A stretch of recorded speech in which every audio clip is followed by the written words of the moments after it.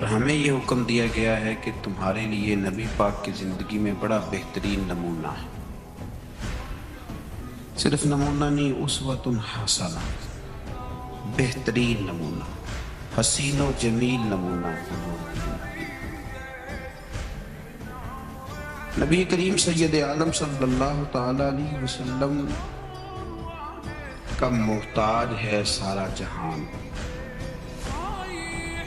چلے نہ ایمان دو قدم بھی اگر تیرا ہم سفر نہ ٹھہرے، اور تیرا حوالہ دیا نہ جائے تو زندگی معتبر نہ ٹھہرے۔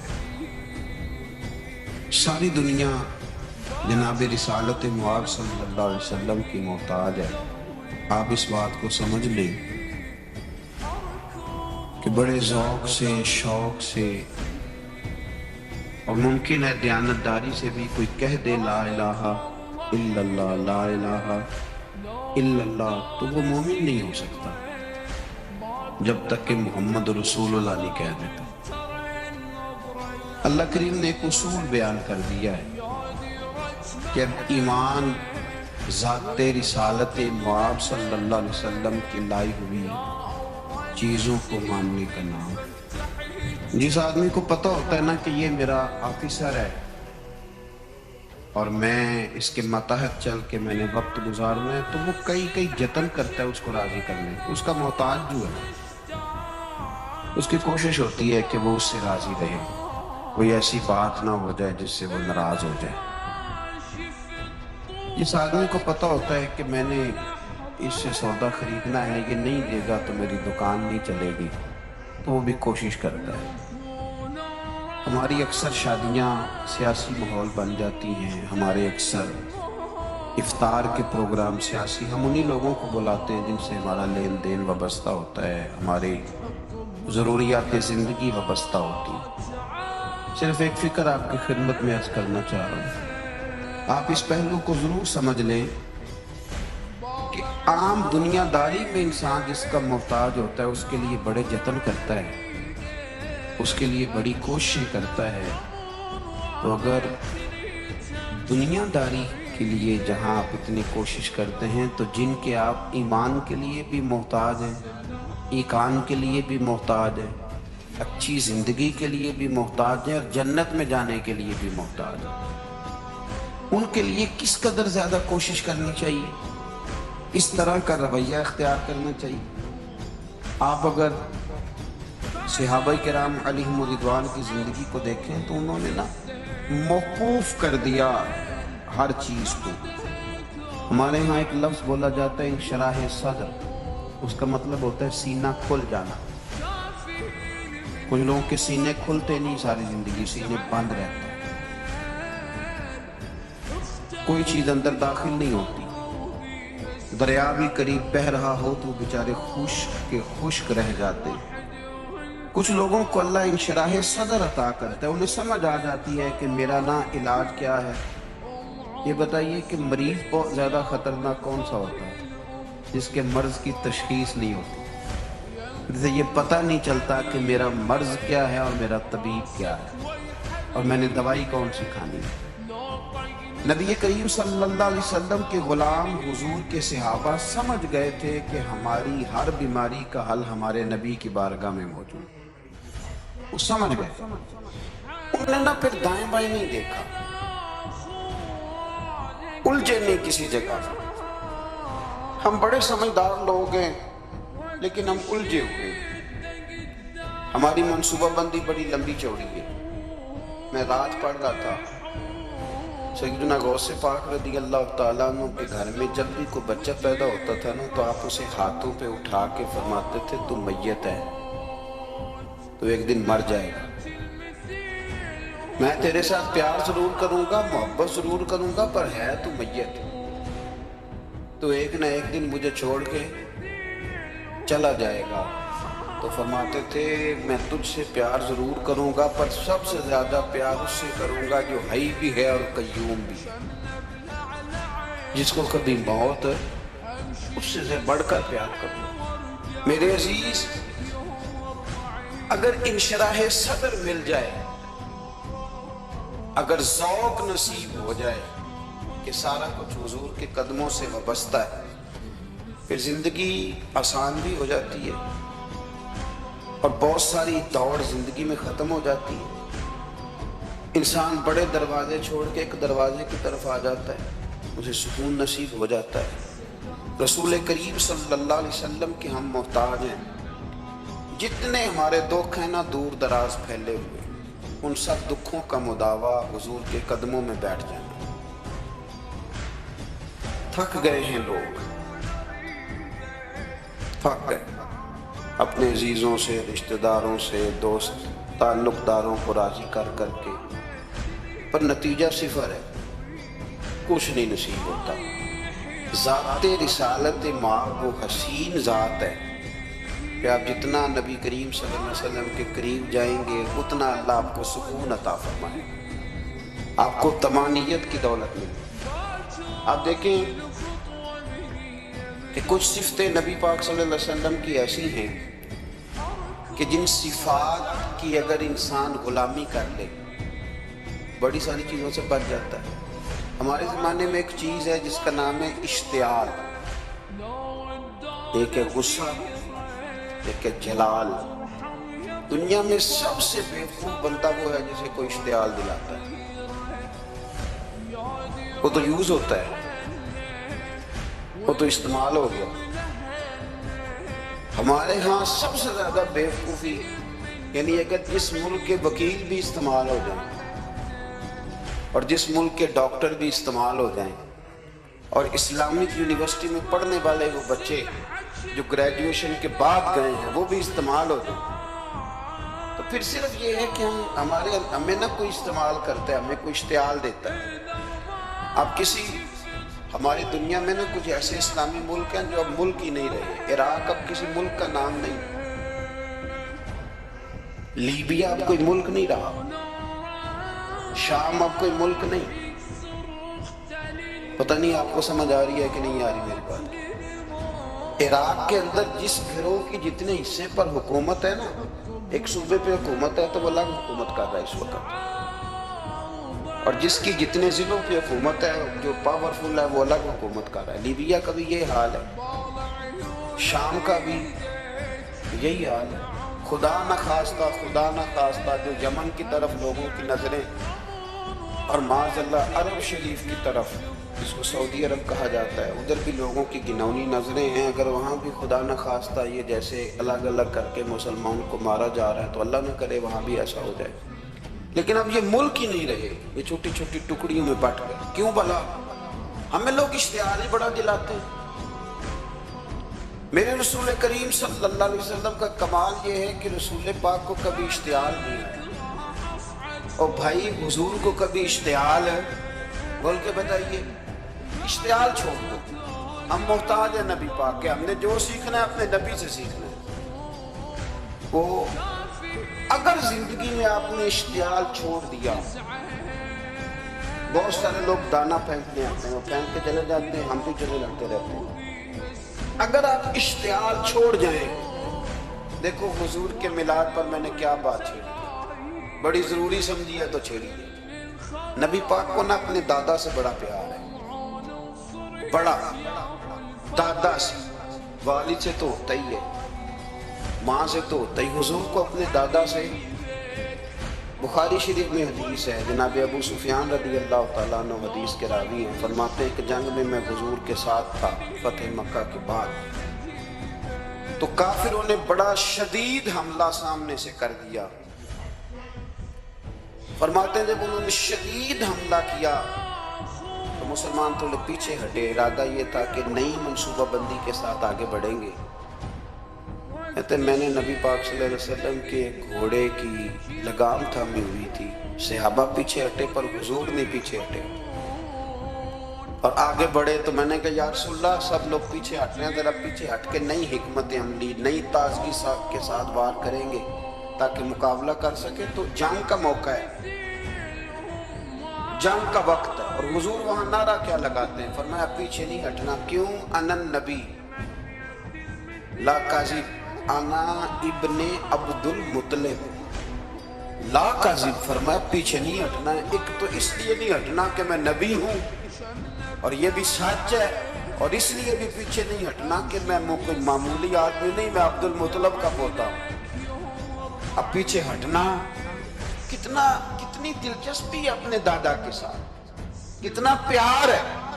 ضروری نہیں دادا پی ایچ ڈی ہو تو پھر ہی پیار کیا جائے، یہ بھی ضروری نہیں کہ دادا کروڑ پتی ہو تو پھر بھی پیار کیا جائے گا، دادا پیر ہو، صوفی ہو، عالم ہو تو پھر ہی پیار کیا جائے۔ ماں باپ تو ماں باپ ہی ہوتے ہیں، ماں باپ تو ماں باپ ہوتے ہیں۔ مجھ سے کوئی کہے میں اپنی اماں پہ 6 جلدوں میں کتاب لکھ سکتا ہوں، میں ذمہ داری سے کہہ رہا ہوں، وضو کے ساتھ بیٹھا ہوں۔ اگر کبھی اللہ مجھے موقع دے تو میں کئی جلدوں میں اپنے والد پر کتاب لکھ سکتا ہوں۔ یہ ضروری تو نہیں کہ ماں باپ پڑھے لکھے ہوں تو پھر ہی ان پہ لکھا جا سکتا ہے۔ ماں اگر اپلے بھی تھاپتی ہو نا، اسے الف با تا سا نہ بھی دیکھ کے پڑھنا آتا ہو تو بیٹے سے پیار کتنا کرنا ہے یہ اسے آتا ہوتا ہے، یہ اللہ اسے دیکھ کے بھیجتا ہے۔ اس کے لیے کسی پی ایچ ڈی کی ضرورت یہ اسے پتہ ہوتا ہے، یہ اللہ تعالیٰ اس کے سینے میں پہلے اتارتا ہے۔ نبی پاک صلی اللہ علیہ وسلم کو بڑا پیار، آنا ابن عبد المطلب، میں کوئی معمولی آدمی نہیں، میں عبد المطلب کا پوتا ہوں۔ یہ جنگوں میں حضور اعلان کرتے۔ اب دوسری کتاب دیکھی الوفا شریف میں اور شفا شریف میں حدیث ہے، حضرت عمر فاروق راوی فرماتے میں کھڑا تھا، یہودیوں کا ایک بہت بڑا عالم ہے، زید بن دسنہ اس کا نام ہے۔ حضرت بلال حبشی رضی اللہ تعالیٰ عنہ فرماتے ہیں کہ جب کہیں ضرورت پڑتی تھی تو ہم لوگوں سے قرضہ لیتے تھے۔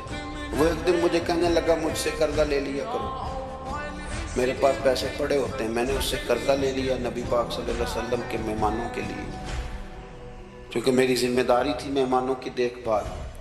آپ فرماتے ہیں کہ ابھی اس کے حضرت عمر فرماتے ہیں کہ وعدے میں 3 دن باقی تھے، میں حضور کے ساتھ تھا۔ وہ عالم تھا یہودیوں کا، تورات جانتا تھا، تو چوک میں اس نے کھڑا کر لیا اور کھڑا کر کے کہنے لگا نبی کریم صلی اللہ علیہ وسلم سے کہ میرے پیسے دے۔ تو حضور صلی اللہ علیہ وسلم نے فرمایا کہ ابھی تو 3 دن باقی ہیں وعدے میں، انشاءاللہ وعدے پہ دے لیں گے۔ میں نے جو مضمون چھیڑا ہے تو میں نے مکمل کرنا ہے، آپ میری بات پہ توجہ کرنا۔ میں کہہ چکا ہوں کہ حضور کو دادا سے بڑا ہی پیار ہے۔ اب وہ یہودیوں کا عالم کیا کہتا ہے نبی پاک کو، تانا کس طرح دیتا ہے، معاذ اللہ ثم معاذ اللہ، نقل کفر نہ باشا۔ جب حضور نے کہا نا ابھی 3 دن باقی ہیں تو کہنے لگا جی معاذ اللہ ثم معاذ اللہ، پھر معاذ اللہ، کروڑ دفعہ معاذ اللہ۔ کہنے لگا جی عبد المطلب کی اولاد کا طریقہ یہ ہے، پیسے لے لیتے ہیں پھر واپس نہیں کرتے، ہے نا اشتعال والی بات۔ یعنی ویسے ہی آپ کسی کو کہیں کہ تیرے دادے کی اولاد شادی کا طریقہ ہی وہ گرم ہو جائے گا۔ اور اگر یہ کہہ دیا جائے اس ذات کے بارے میں جس سے آپ پیار بھی عشق کی حد تک کرتے ہو، تو اب تھپڑ تو بنتے ہیں نا 4، اب ڈنڈا تو بنتا ہے نا۔ لیکن میرے نبی پاک اشتعال میں نہیں ہوتے، مزاج نہیں تھا رسول کریم۔ نبی کریم صلی اللہ تعالیٰ علیہ وسلم اتنی بڑی بات کر دی کہ حضرت عمر کہتا ہے میں نے یوں کر کے تلوار پہ ہاتھ رکھا، نکال لی نیام سے باہر، گردن اڑاؤں گا اس گستاخ۔ رسول کریم نے فرمایا عمر یہ تو کیا کر، تیرے تو ذمہ یہ تھا کہ تو اسے نرمی کا کہتا اور مجھے پیسے دینے کا کہتا۔ اب اس طرح کر، اسے فلاں جگہ لے جا، وہاں کھجوریں پڑی ہیں تول کے دے دے، چل 2 کلو زیادہ بھی دے دینا۔ حضرت عمر فاروق رضی اللہ تعالیٰ عنہ کہتے ہیں میں نے کہا حضور زیادہ کس بات کی، میں تو پوری بھی ذرا ناپ تول کے دوں گا، احتیاط سے کس بات کی زیادہ، اس نالائق کو زیادہ دوں؟ حضور فرمانے لگے زیادہ اس لیے دینی ہے کہ تو نے اسے ڈانٹا ہے، تو نے تلوار دکھائی، اب 2-3 کلو زیادہ دے دیں۔ حضرت عمر کہتے ہیں میں لے گیا، میں نے 2-3 کلو کھجوریں زیادہ دی، پر وہ میرے اندر جو اس کے بارے میں کوفت تھی وہ جاتی نہیں تھی، میرا دل کرتا تھا کاٹ ڈالوں اسے۔ اور جب میں نے دے لی نا تو میرے قریب آیا، میرے گھٹنے پہ ہاتھ رکھا۔ آنسو بڑے قیمتی ہوتے ہیں، ایک کبھی نکلتے ہیں۔ کہتے ہیں جب میرے گھٹنے پہ اس نے ہاتھ رکھا تو وہ یہودیوں کا عالم رو پڑا، کہنے لگا عمر تیرا کیا خیال ہے کہ میں بلا وجہ یہ میں نے بات کر دی؟ کہا نہیں، تو روتا کیوں ہے؟ पहले बेदबी करता है, अब रोता है। तो कहने लगा उमर मैं कोई मामूली आदमी नहीं, मैं पढ़ा लिखा बंदा हूँ। मामूली होता तो जल्दी मान जाता, मैं तौरात का, इंजील का, ज़बूर का आलिम हूँ। मैंने आखिरी नबी की सारी सिफ़तें अपनी किताबों में पढ़ी हैं। मैंने सारी बातें छुप छुप के नबी पाक में देख ली थी। एक बात मैंने हुजूर की आजमानी थी अभी, वो ये था कि नबी पाक के सामने जितनी भी जहालत करोगे ना, अल्लाह के रसूल का हिल्म उस पर गालिब आ जाएगा, हुजूर का सबर उस पर गालिब आएगा। मैंने ना आज वो आजमाना था, मैंने ना साजिश करके बिलाल को पैसे दिए थे और मैंने साजिश करके 3 दिन पहले मांगे थे। और उमर तुझे मुबारक हो, मैंने तो आजमा के माना है, तो बगैर आजमाए मोहम्मद अरबी का गुलाम बन गया है। अब ले जा, मुझे माफ़ी भी दिला और नबी पाक सल्लल्लाहु अलैहि वसल्लम की गुलामी भी मेरे लिए, इस सनम पे भी तो मेरे साथ शामिल हो। जिंदगी में इश्तियाल ना अपने आप को आने। लोग दुनिया में बातें करने हैं, बातें करने वाले रह जाया करते। बातें करने वाले, मेरी बात की समझ आ रही है? और काम करने वाले वो कर जाते हैं। अगर आप बातों पे आप वक्त गुजारेंगे तो रह गए। इश्तियाल, वकीलों को भी यहाँ इश्तियाल आता है, यहाँ डॉक्टरों को भी इश्तियाल आता है, यहाँ फलाने को भी इश्तियाल आता है, यहाँ भैया आप किस चक्कर में पड़ गए? अगर आपको इश्तियाल ही आना है, आप देखें ना अहले ताइफ ने नबी पाक के साथ क्या किया। तारीख में ना कुछ अल्फाज ऐसे हैं जो पढ़े नहीं जाते। जब उन्होंने कहा कि माज़अल्लाह आप नबी हैं जो दरवाजा घूम रहे हैं, आप नबी हैं जिनके साथ लश्कर ही कोई नहीं, पैसे ही कोई नहीं, आप है। इतने सख्त जुमले, पत्थर भी मारे। इश्तियाल तो 1.5 मिनट में आ जाता बंदे को, और हमारे यहाँ तो रह भी सिर्फ इश्तियाल ही है, सिर्फ इश्तियाल ही है। जिसको देखो उसे इश्तियाल है, इधर भी लड़ाई, उधर भी दंगा, उधर भी फसाद। भैया आप छोड़े। रसूल करीम अलैहिस्सलाम को हजरत ज़ैद बिन हारिसा ने कहा हुजूर दुआ करेंगे तबाह हो जाए। नबी पाक ने फरमाया, लफ्ज़ है हदीस के, फरमाया लम उबअसु लआनन, फरमाया मैं को ताने देने वाला बन के आया हूँ। मैं वो हूँ जो ताना नहीं करूंगा, बद्दुआ दूंगा उन्हें। फरमाया इन्नमा बुइस्तु हादियन व रहमा, फरमाया मैं तो रहमत बन के आया हूँ और लोगों को हिदायत का रास्ता दिखाने के लिए आया हूँ। जिंदगी में कभी भी इश्तियाल। एक बात और करनी है आपसे, उस पर भी आपने खास तवज्जो करनी है, जो हमारे लिए सरकार की मोहताजी में से खैरात हमने लेनी है, वो ये है नबी पाक सल्लल्लाहु अलैहि वसल्लम को ना कुरान मजीद ने हरीस कहा। अल्लाहु अकबर। यहाँ शायद आप मुझे कह दे तो मैं नाराज हो जाऊँ, लेकिन कुरान ने कहा हरीस अलैकुम बिल मुमिनीना रऊफुर रहीम। अल्लाह करे कि हम कुरान के अल्फाज पर गौर करें। हरीसुन अलैकुम, ऐ मेरे महबूब के गुलामों, नबी पाक सल्लल्लाहु अलैहि वसल्लम ना तुम पर हरीस हैं, यानी तुम्हारी भलाई चाहने में जल्दी करते हैं, तुम्हारी भलाई चाहने में। ये ऐसे अल्फाज हैं कि इससे बढ़कर मैं इनका माना नहीं कर सकता। अगरचे उलमा तफसीर ने हरीसुन अलैकुम के कई मानी बयान फरमाए। फरमाया महबूब को जल्दी है। बेटा भी अम्मा से कहता है अम्मा आहिस्ता आहिस्ता ही मेरी तरक्की होगी ना। अब मुरीद भी पीर साहब से कहता है साहब हूँ मैं शुरू करते लिए सवेरे उठते पहना तो मैं हौली हौली करके दाढ़ी, मुझे तो खैर बहुत सारे कहते हैं, इसलिए एक मेरे संगी हैं अल्लाह ताला उन्हें जज़ाए खैर दे, वो जनूबी पंजाब से तो सराइकी हैं। हमें अल्लाह ने ये एजाज़ दिया होता है कि हमारे पास हर ज़ुबान का बंदा होता है, इसलिए कई दफ़ा अपनी ज़ुबान भी गड़बड़ हो जाती है, क्योंकि सब से बात करनी होती है ना जी। तो मुझे कहने लगे एक दिन फ़ोन करके पीर साहब मुबारक हो गए, खैर मुबारक क्या हुआ? कहते मैं छोटी छोटी दाढ़ी रख ली अल्लाह के फजल में।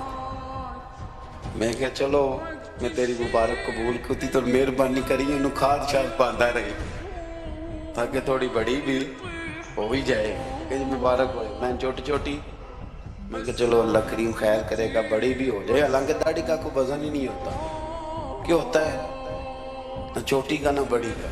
अल्लाह समझने की तौफीक अता फरमाए। बाहर क्या जो बात अर्ज करनी है उसकी तरफ आता हूँ आप अंदाज से। हरीसुन अलैकुम,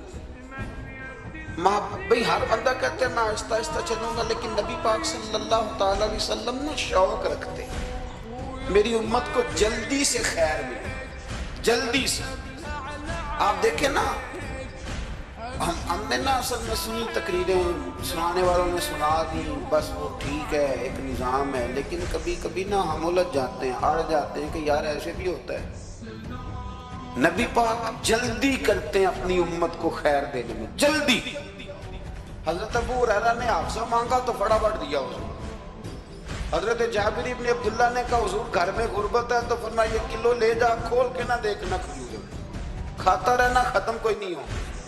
जिसने जो मांगा ना, जो जरा जल्दी करके, मरना है, कब्र में जाना है, फिर कयामत तक कब्र में लेटना है, फिर कब्र से उठना है। वइज़ल कुबूर बुसिरत अलिमत नफ्सुम मा कद्दमत व अखरत, फिर वहां से उठ के हिसाब देना है। हिसाब के बाद जन्नत दोज़ख का फैसला होना है। और मेरे नबी पाक सल्लल्लाहु अलैहि वसल्लम को बड़ा शौक है उम्मत जल्दी जल्दी जन्नत में जाए, लिहाजा फरमाया अबू बकर तू भी जन्नती है। हुजूर वो कब्र, वो उठना, वो हिसाब किताब, फरमाया मैं जानू अल्लाह जाने। उमर तू भी जन्नती है, उस्मान भी जन्नती है, अली भी जन्नती है, तलहा भी जन्नती है, जुबैर बिन अवाम भी जन्नती है, तलहा बिन उबैदुल्लाह भी जन्नती। 10 बंदों को ना खड़े खड़े जन्नत।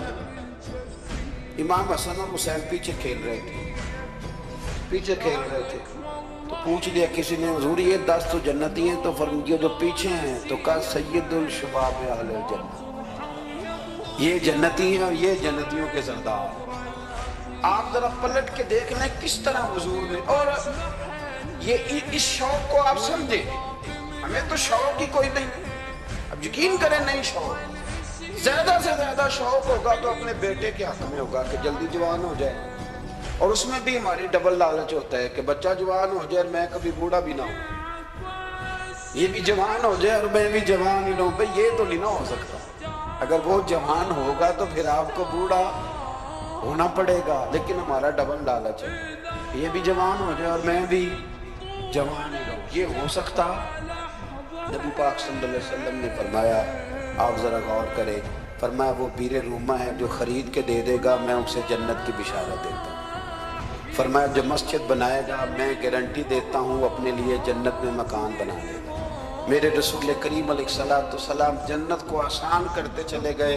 फरमाया 2 चीज़ों की ज़मानत दे दे, ज़ुबान और शर्मगाह का गलत इस्तेमाल न करना, मैं तुझे गारंटी देता हूँ कि रब तुझे बगैर हिसाब किताब जन्नत अता कर देगा। जल्दी के साथ हुजूर ने ये शौक पैदा किया। हमारे यहाँ ना हर मामले में तेजी है। अमीर रातों रात होना, हसीन रातों रात होना, और बादशाह भी नेक जरा आहिस्ता आहिस्ता होके करना है, आहिस्ता आहिस्ता आहिस्ता आहिस्ता। और तू हर वेले मसीते बह रहे हैं तो और कितने बहिए जी, भाई मस्जिद अल्लाह का घर है, तेरे घर बैठते तो 2-3 दिन ज्यादा बैठते, तूने कहना था कोई और काम भी करेगा कर। अल्लाह के घर बैठे हैं तो यहाँ भी तुझे इतराज है, किधर जाके बैठे, किधर बैठे जाके। हमारा पीर भाई था, अल्लाहु अकबर, तो हज़रत साहब के पास आके ना किसी ने शिकायत लगाई उसकी कि उसके घर वाले कहते हैं त्यार वाले पीड़ा को बैठा रहते हैं, तो सब हंसता है। और मान लगे एक बार फिर गल करी, कहते जो कहते हैं हर वक्त पीरों के पास बैठ रहता, फरमाया यार बड़ा मजा है, कल फिर करी।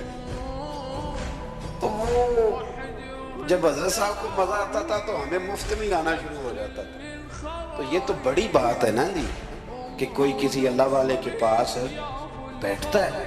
मेरी बात को समझ ले, जल्दी करते रसूल करीम, हमें भी थोड़ी जल्दी करनी चाहिए नबी पाक का गुलाम बनने। सहाबा ने बड़ी जल्दी की, आप यकीन करें 1 मिनट भी दाएं बाएं नहीं। बस आज हुक्म आया, आज खत्म, आज ही अमल होगा, कल परसों तरसों की बात कोई नहीं।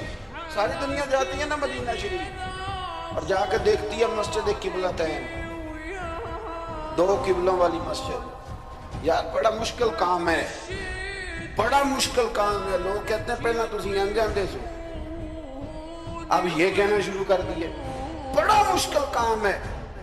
حضور نے 4 رکعتوں والی نماز 2 ادھر منہ کر کے پڑھائی اور پھر 2 رکھتے ہیں. اور یار مشکل ہے کام، بڑا مشکل. یہاں تو میرے بھائی پگڑی کا سٹائل بدل ناراض ہو جاتے ہیں.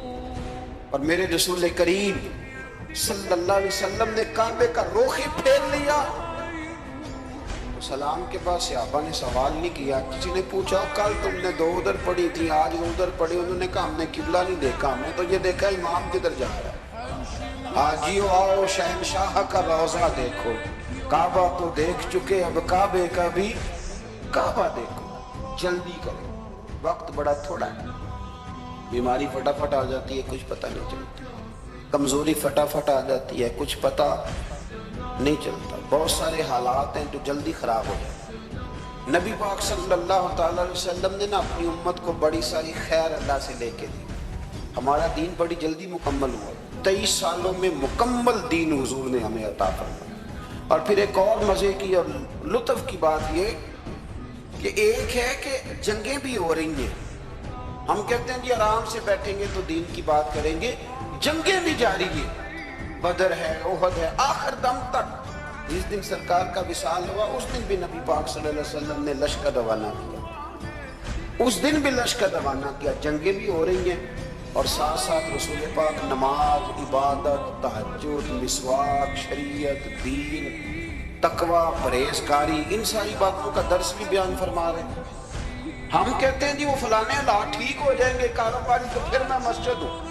بھئی حالت جنگ میں بھی جنگ بھی چلتی رہتی تھی، تہجد بھی چلتی رہتی. وہاں یہ حال تھا کہ وہاں پریشانی بھی چلتی رہتی تھی اور درود و سلام بھی چلتا رہتا. میرے رسول کریم صلی اللہ علیہ وسلم کے غلاموں، اپنے زندگی میں ناکام وہ لوگ ہو جنہوں نے وقت ضائع کیا، وقت نہیں ضائع کیا. ایک آدھ بات حضور غوث پاک کی عرض کرتا ہوں. حضور غوث پاک رضی اللہ تعالیٰ عنہ نے نا نبی پاک صلی اللہ علیہ وسلم کی اتباع میں وقت گزارا. کچھ بندے اللہ کے بڑے خاص ہوتے ہیں. حضور غوث پاک رضی اللہ تعالیٰ عنہ کو اللہ نے اعزاز عطا فرمایا، شان عطا فرمائی کہ غوث اعظم درمیان اولیاء جو محمد درمیان انبیاء. اس طرح نبیوں میں رسول کریم کا مقام ہے نا، اس طرح ولیوں میں غوث پاک جیلانی کا مقام. حضور غوث پاک رضی اللہ تعالیٰ عنہ کو اللہ نے کئی اعزازات دیے. سب سے بڑی بات یہ کہ اللہ نے انہیں کرامات عطا کی. کرامت دین کا پورا ایک حصہ ہے. ہمارے یہاں نا لوگ کہتے ہیں اخلاق بیان کریں جی، وہ کہتے کیا تھے کرامت کیا ہوتی. بھئی کرامت تو قرآن پاک میں بیان فرمائی. آصف بن برخیہ جناب بلقیس کا، ملکہ بلقیس کا تخت لائے تھے.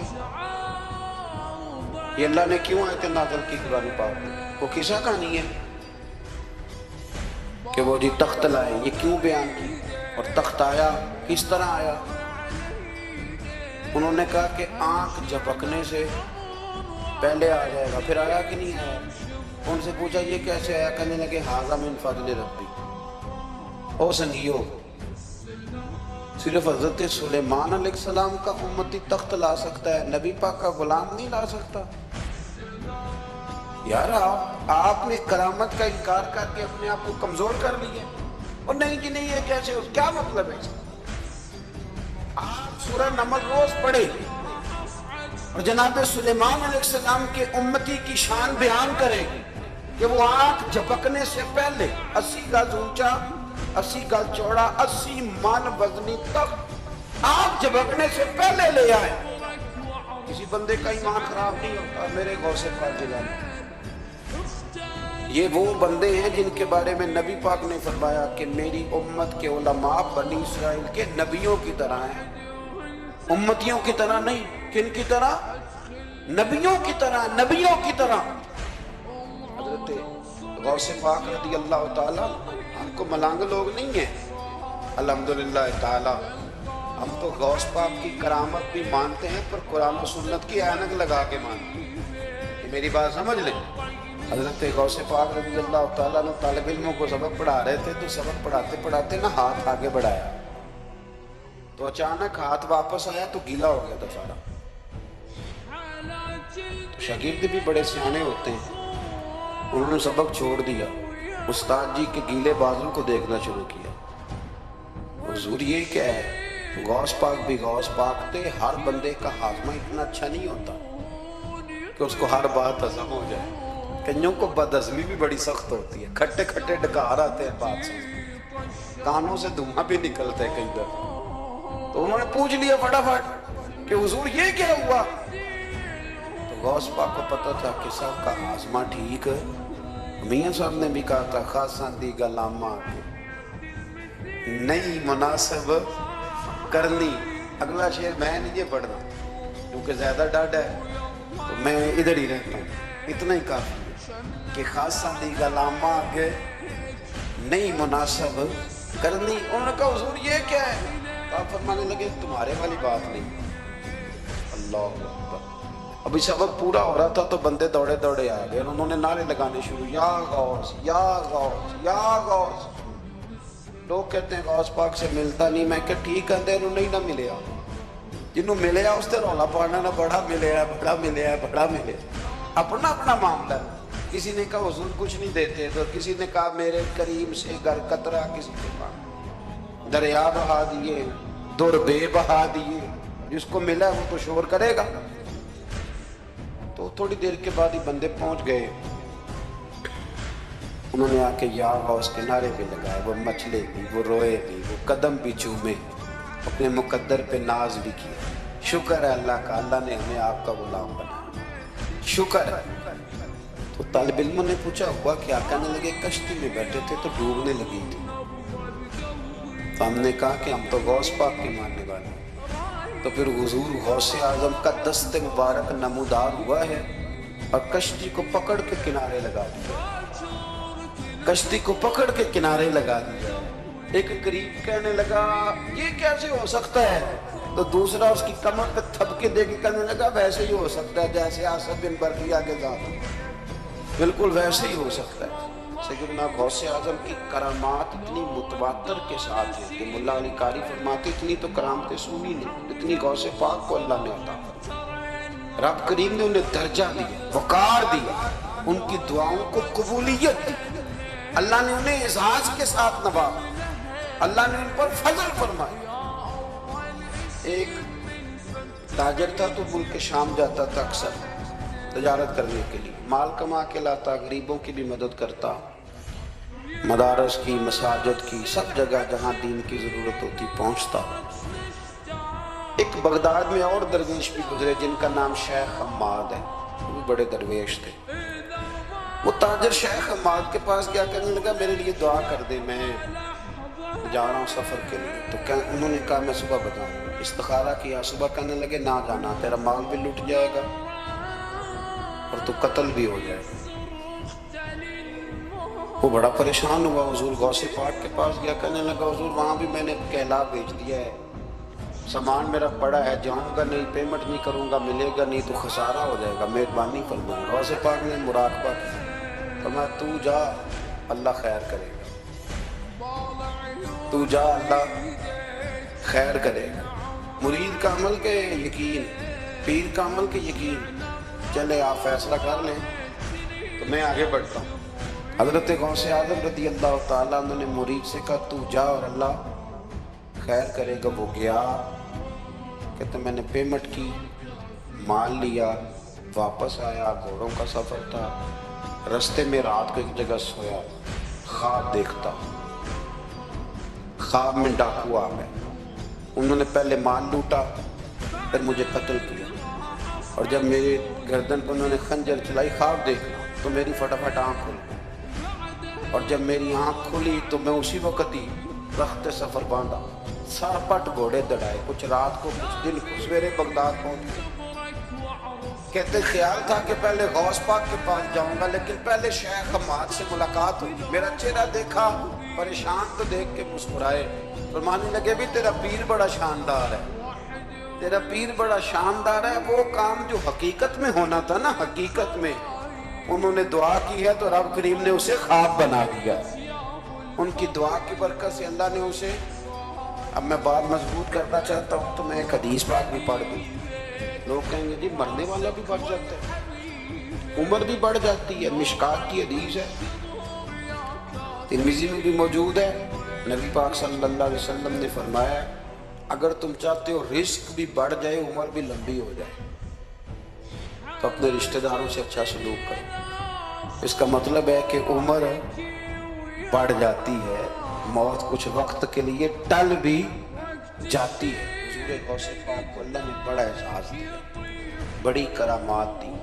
آپ فرمایا کرتے تھے میں نے 40 سال اپنے رب کو راضی کیا مصلی پہ بیٹھ کے، تو میرے مالک نے پھر پوچھا ہے کہ عبدالقادر کچھ مانگ لے، کوئی بات کر لے، تو سیدنا غوث اعظم رضی اللہ تعالیٰ عنہ فرماتے ہیں کہ میں نے پھر اپنے رب کریم کی بارگاہ میں عرض کیا مالک جو قیامت تک مجھ سے محبت کرے فضل کرنا اسے بغیر توبہ کے موت نہ دے۔ تو میرے رب نے میری اس دعا کو شرف قبولیت عطا فرمایا کہ جو مجھ سے پیار کرے گا، میرا نام لے گا، وہ بغیر توبہ کے نہیں مرے گا۔ جنات بھی آپ کی بارگاہ میں حاضر ہوتے ہیں۔ آپ کو شیخ بحر و بر کہا جاتا ہے۔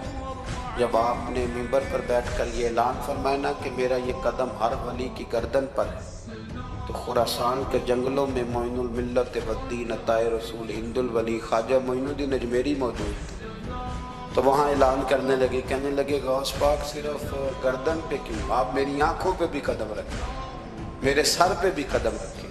اللہ نے ان اولیاء کو بڑا اعزاز دیا، انہیں اللہ نے بڑی شان دی۔ اپنی نسبت اللہ کے بندوں سے مضبوط رکھیں۔